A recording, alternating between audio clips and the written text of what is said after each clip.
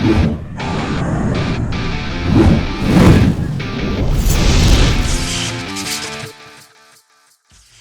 what's up guys? You got pokeaim here with another Pokemon Sword and Shield moveset video guide on how to use Duraludon.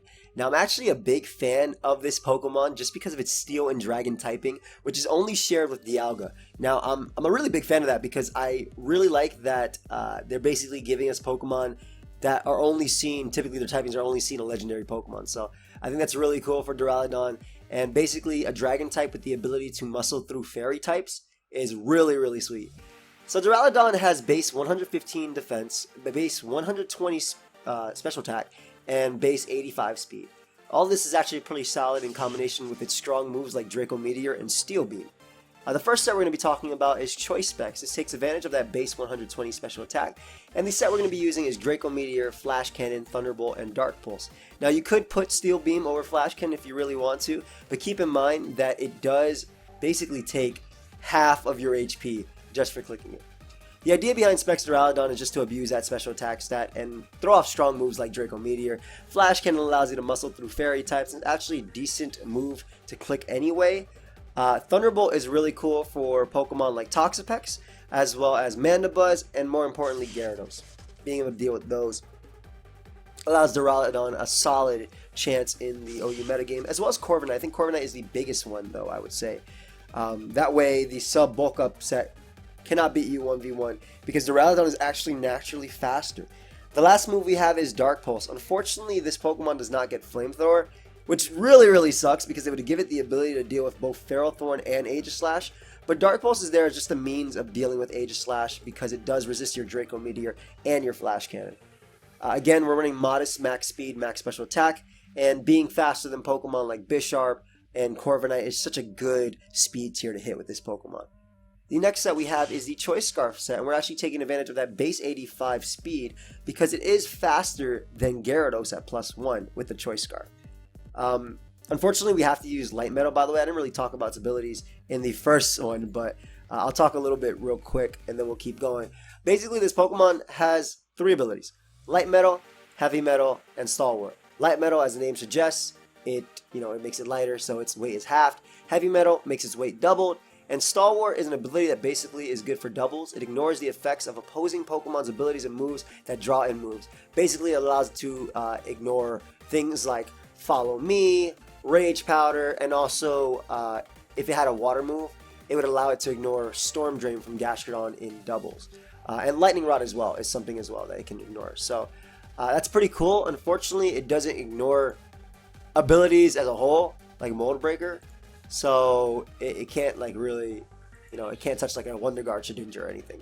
So we're going to be using Light Metal on most of these for the fact that it weakens Low Kick, which is a super effective move on Duraludon, and I guess Grass Knot to an extent, which is maybe something you might see once in a blue moon. But yeah, we have the Choice Scarf set because of its ability to outspeed Gyarados with a timid nature, and this is nice because we do have the Thunderbolt, and Thunderbolt allows us to knock out Gyarados as long as they do not Gigantamax. We can knock them out. Obviously, being a Steel and Dragon type, you also naturally resist Gyarados' dual stab of Water and Flying.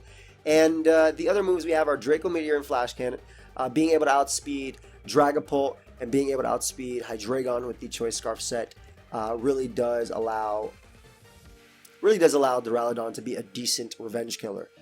Steel Beam is the last move. Honestly, it's there just in case you want the extra oomph. I don't think that Dark Pulse is kind of necessary on a Scarf set. However, with the way Dynamaxing works, you could potentially use Dark Pulse on that set. That way you can just free up moves and obviously hit Aegislash a little bit harder. I'm not entirely sure about that though. I've only been using Dark Pulse on a spec set thus far. And again, having natural resistances, this Pokemon with its base 115 defense can also just check some physical Pokemon in the tier. It can actually live like an Icicle Crash, for example, from Galarian Darmanitan, a Scarf Galarian Darmanitan. And you can deal with that. It also lives like a Vicious Rend from Dracovish, which is very important considering it's a giant threat. I do want to notice that I do also want to know. Was there something I want to know? I felt like there was something I wanted to know about this. Okay, you could also use a Gigantamax Duraludon if you wanted to, and if you use a Dragon type attack, it basically reduces the PP of the last move used. I don't know if it's always necessary on it, But I guess maybe if you're like in a stall war or something, that could be pretty cool. Obviously, Gigantamaxing Duraludon is an option, allowing you to get rid of the PP on the last move that your opponent moves. I don't know if it's like a full depletion though, because I haven't tested that as much. I just remember it happening in the game itself, and it literally just came to mind, so I want to talk about that, but I'm just talking about regular Duraludon. The next set we have is using Duraludon as an offensive stealth rocker. Because of its great natural resistances, this Pokemon actually has not trouble at all setting up stealth rock. Again, can deal with Corviknight. It's a stealth rocker that beats default Corviknight due to Thunderbolt. It can beat the fairy types. It naturally outspeeds Pokemon like Grimmsnarl and threatens them with a flash cannon, which is very important, while also being able to take like Spirit Breaks and Dark type attacks coming out from Grimmsnarl as well. Draco Meteor, Stealth Rock, Thunderbolt, and Flash Cannon. I guess you don't necessarily need Flash Cannon on this Pokemon.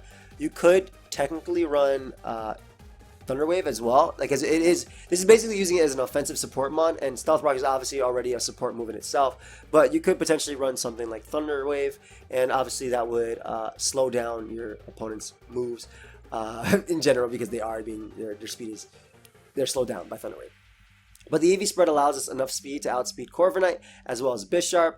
We do threaten Bisharp with the Thunderbolt as well as Corviknight. Obviously, Corviknight takes the super effective damage, whereas Bisharp just doesn't appreciate the Thunderbolt coming out anyway from a modest max special attack Duraludon. And then Flash Cannon, like I said, is there for the fairies. The rest of the EVs were just dumped into HP to maximize overall bulk.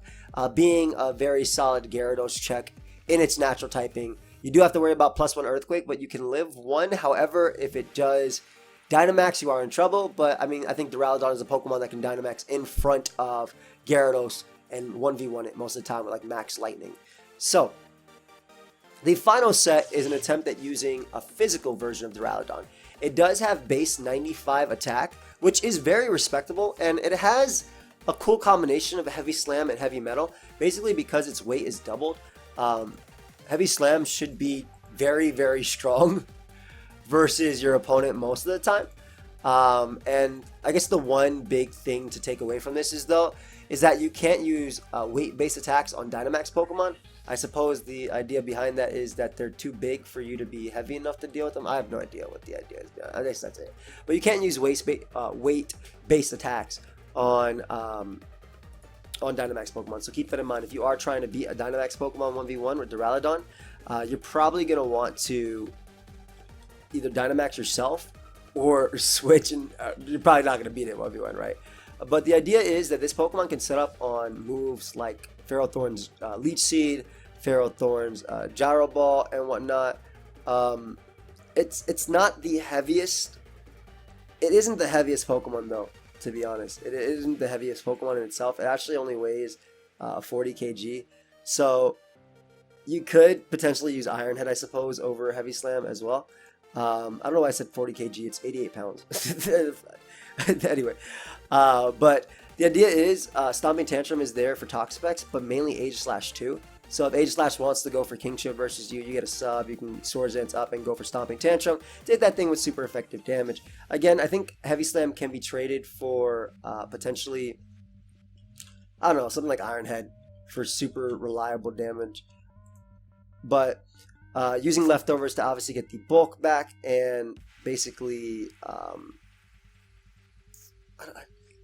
don't know how I feel about Heavy Slam. Like, as I'm looking at it, I do think that Iron Head is potentially better because it's just consistent 80 base damage for the most part. But yeah, a sub Swords Dance, Stomping Tantrum, and Heavy Slam you can set up on Toxapex's Scald because behind a sub you won't be broken, at least immediately, and Ferrothorn is going to take a lot of attacks in order to break your sub. In terms of teammates for this Pokemon, I think that Spikers are very important. I think that Duraludon can actually stack decently well with opposing dragons as well, just because of its ability to deal with the fairy types that those dragon types might not like. And if your team wants a stealth rocker that can beat a Pokemon like Corviknight, Duraludon might be your go-to mon.